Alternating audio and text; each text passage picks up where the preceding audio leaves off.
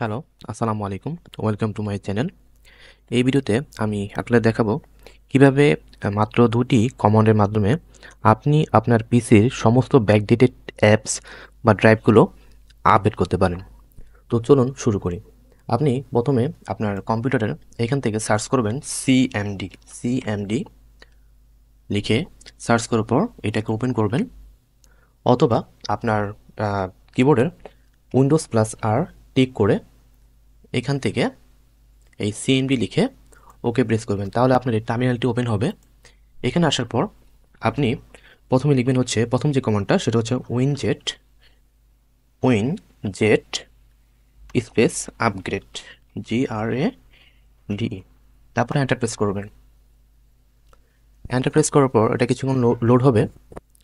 তারপর লোড হওয়ার পর আপনাকে এখানে বলবে যে আপনার কোন কোন ড্রাইভগুলো আপডেট হবে এবং কোন ভার্সন থেকে কোন ভার্সন এটা আপডেট হবে তাও বলে দিচ্ছে।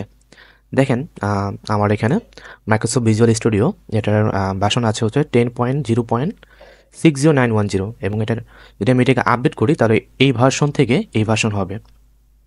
আচ্ছা, আমি এখান থেকে যদি দেখাই, এটাকে মার্ক করে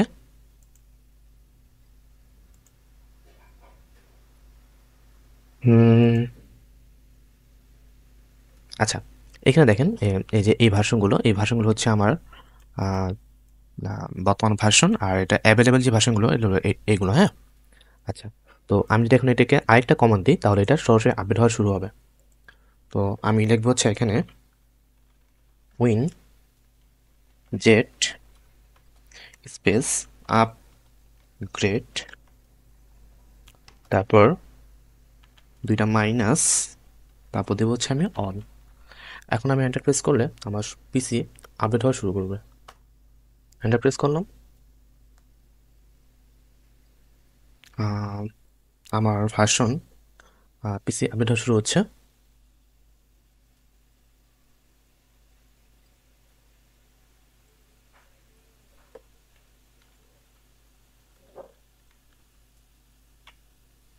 দেখুন, এটা অটোমেটিক আপডেট হচ্ছে, হ্যাঁ।